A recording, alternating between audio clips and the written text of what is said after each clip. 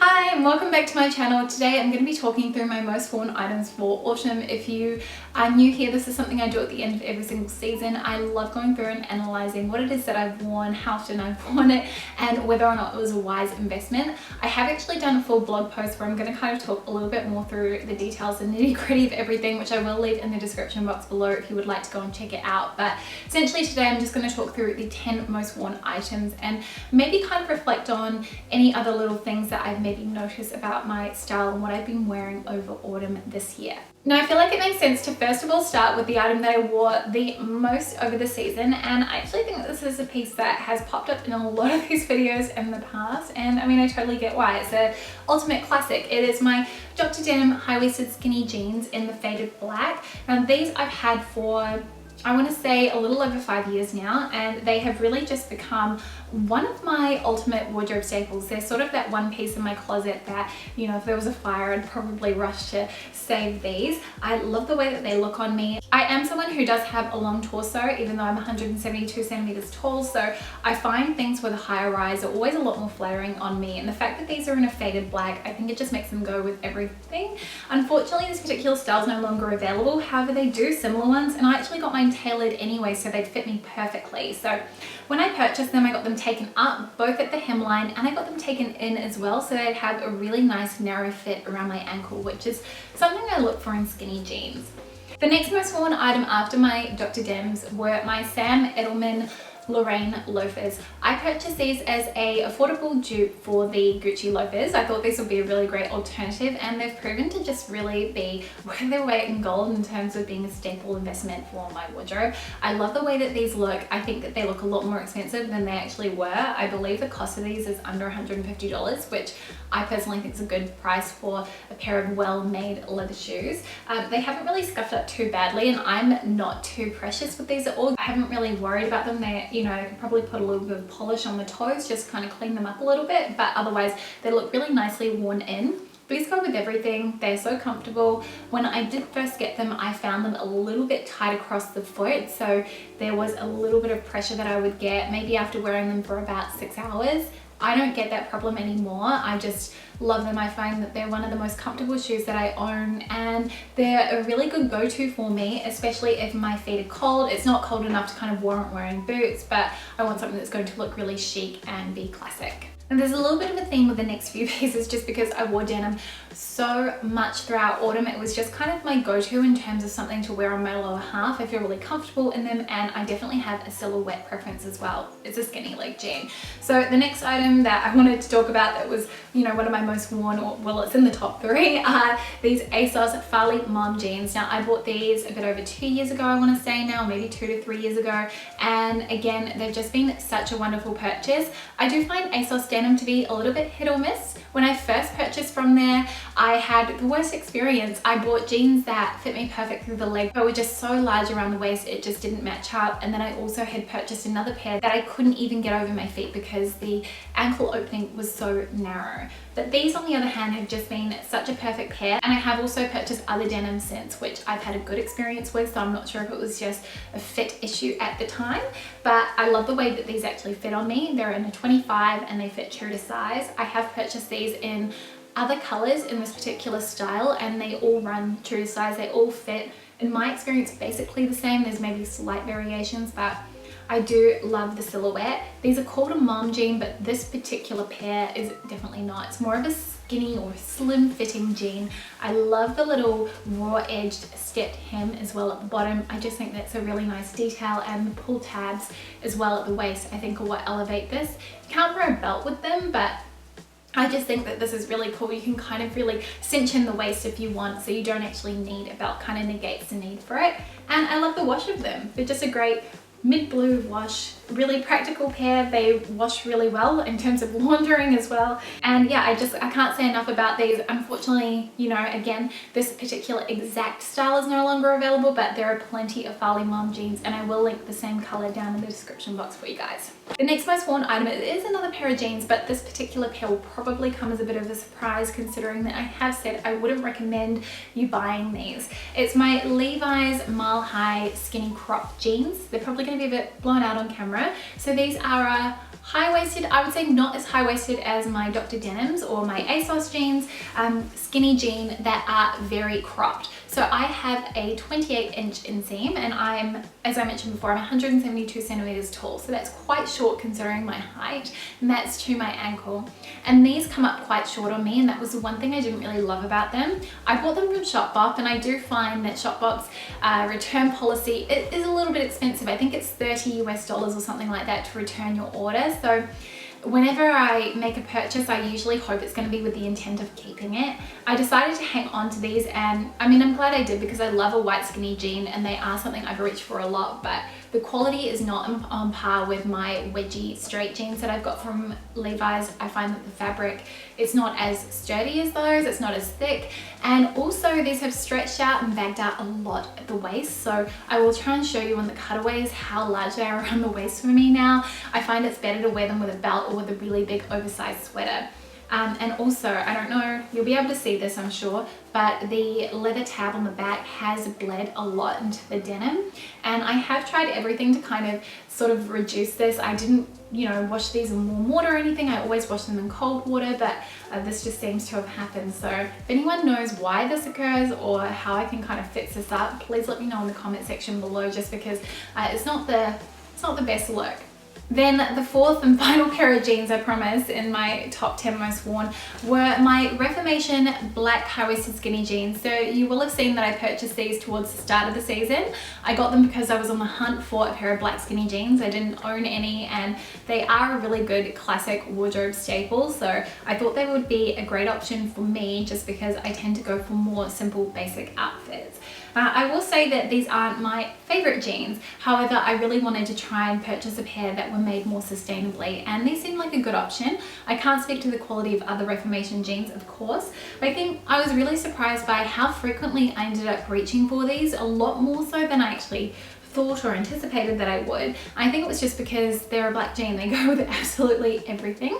I will say, and I've mentioned this in my other videos as well, the inseam on them was ridiculously long. Great if you have very long legs, but you will probably need to get them tailored, and I also got mine taken in as well. They still aren't super tight around my ankles, which is really my preference when it comes to skinny jeans. However, I don't mind the way that they look. I like the fact that they are very comfortable. It's actually really grown on me. The fabric content is very different to all the other pairs of jeans that I've mentioned in this most worn. So it's actually, I think it's got tencel in it, and also tencel lyocell, should I say, cotton, polyester and spandex, and then there's also viscose in there as well. So they have a very different sort of hand feel, very kind of soft to the touch, and that's what makes them so comfortable. If you prefer something that's a little bit sturdy, then you will not love these. I just look at the composition of their blue wash denim if it's something you've been looking into. But yeah, they've turned out to be a really good little classic staple. They've worn and washed really well so far, and it does really kind of take me back a little bit to when I did the 5-piece French wardrobe challenge and the 333 wardrobe challenge at the same time. This was when I was doing capsule wardrobes years ago. Part of the reason why I did that was because I also really wanted to save money. So I was trying to impose a lot of restrictions around how I could shop and how I could add to my wardrobe so that I could save money, because it was the year that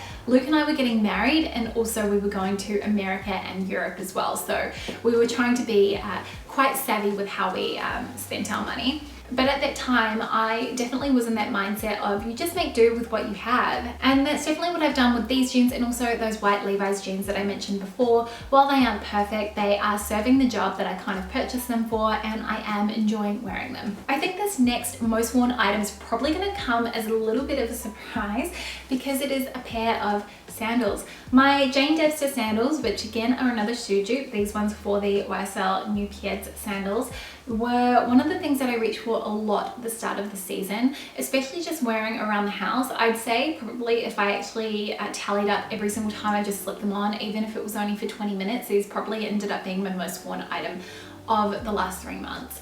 I find that these are a really great comfortable pair, and I think the fact that they are so easy to just put on is what really makes me gravitate towards them. I wore them a lot more specifically at the start of the season because we actually had a really warm start to autumn. It was around 35 degrees, I'd say, for the first few weeks, probably 25 to 30 degrees for most of it, and then it was really only just in the last month that it started to cool down. So wearing things like sandals was something that I found myself reaching for a lot, and I just love the color of these. I love the way they look, and they're also really comfortable too. Still haven't bought the YSL ones, but these are definitely serving me well until I finally do invest in the real thing. It was probably in the last 5 to 6 weeks of the season that I was finally able to start digging into my knitwear drawers and wearing some of my favorite sweaters from last year, in addition to a couple of newer pieces.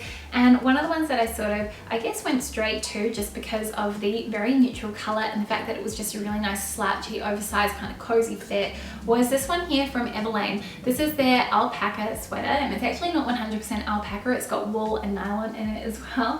And I have to say, I think I was pretty hard on this when I first got it last year. When I first tried it on, I actually found it was quite itchy against my skin. Now, I don't know if this is just me or if I've built up a tolerance. If you've got the sweater, maybe you can let me know in the comments below. But I do feel like the more that I've worn this, the softer it's become and the less itchy or scratchy it's felt against my skin. I would say that maybe I've got slightly more sensitive skin. I'm prone to getting eczema and that sort of thing. So I did find that this was a little bit irritating when I first tried it on, but it is really nice and soft. I don't know if I would say it was softer than the cashmere. I think it maybe depends on the cashmere sweater that you've got, but it is very nice and soft to the touch, and it's very lightweight as well. You can probably kind of see that it's not fully opaque just from the weave as well of the knit through the camera, the light kind of shining through there. So that says, the design detail about it I really like. There are also these big puffy sleeves. I think that they're really cool and they add a little bit more drama and volume, and the fact that it's a crew neck, I mean, I love a crew neck. I think that they're the most flattering styles of sweater on me, and I think that there's some really great colors in this too. The black one is really nice, and I think is it the blue as well is really pretty too. Not that that's a color I would normally wear a lot, but I think it looks beautiful and actually would go really nicely with a skirt that I have from Bowden. So that was the next most worn. Then my next most worn item are these stone colored trousers from Topshop. These are a really lovely tapered trouser that almost have a paper bag effect at the waist.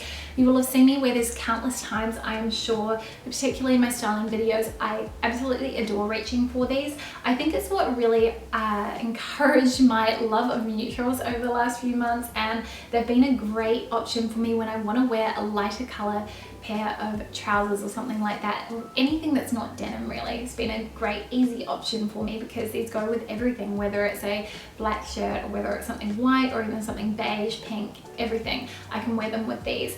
I love the fact that they are slightly cropped. I find that that's the most flattering on me just because I do have shorter legs. It kind of makes it kind of gives the illusion that my trousers are slightly too short for me, so I'm too tall for them, sort of thing. And they also pair really nicely with all the different shoes that I've got in my wardrobe, whether it's a pointed toe palm or a sneaker. They're just an effortless one. Unfortunately, again, these ones are sold out now because they are quite old. However, I have noticed Topshop do tend to do similar styles, so I will kind of link some options in the description box as well if you've been looking for something like this. I'm really sorry because I know I get tons of questions about them every single time I mention them. My next most worn item are my Vasia sneakers. These are the S-Blast sneakers, and they're in kind of like a white with beige details. I absolutely adore them. They were a gift from Luke for my birthday, and they're just such a classic little sneaker. I like the fact that they've got more of a slimline profile, which I think is much more flattering, especially because I find anything too clunky ends up making my feet look a lot bigger than they are. I'm a European 40, so I've already got big feet and I don't really need to accentuate that if I can avoid it. But they've worn really well. They're ethically and sustainably produced, which I think is amazing. And I will link the website down below if you guys want to go and find out a little bit more about the brand. I did a whole review on these as well over on my blog, so I'll leave that in the description box too.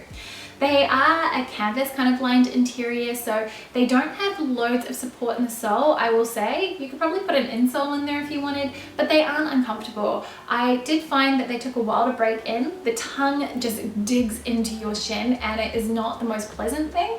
However, if you wear them and just persevere, they end up becoming super comfortable, and these are ones now that I can wear without any discomfort. I'm really sorry, you might be able to hear the rain now. It's just started pouring down, so sorry about that. I've just got one more item to wrap things up. Then the final most worn item that I have from autumn is my cashmere sweater from Mott & Bow. This is in the cream or ivory color, I think, and I just adore this. I've reached for it so much. It is so nice and soft. I want to say I think this is the softest cashmere sweater that I have, And I do have this in the black now, and the white one is 10 times softer. So I'm not really sure if there's a discrepancy in the fabrics or if it was just the one that I received, but I did want to mention that just in case you ended up looking at this as a cashmere sweater option.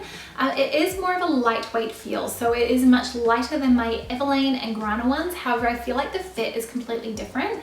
It's much looser throughout the arms, whereas my Everlane ones that I've had, or at least the classic crew necks, were always very fitted. They had very fitted sleeves, which is the look, but if that's not what you were after and you want something you can kind of layer a little bit more, I feel like this has definitely been the better option. This one is slightly sheer as well, being white, but really love the way that this looks. I got it in a medium, so it is a kind of big oversized fit on me, which I like. It feels really nice and cozy, and the length of it is actually also really long. So I would say if you were quite petite and you had a shorter body, this would almost, it would probably cover your bum, because on me it comes down to just above the bottom of my bum, if that makes any sense. I will show you guys in the cutaways anyway, so you can see. So yeah, that was my last most worn item for autumn. So you can probably see there was a serious trend. I wore denim a lot, probably most of the last 3 months I was wearing jeans, just because they're an easy option for me. They're comfortable, they're chic, they can be dressed up or down, which I personally really like.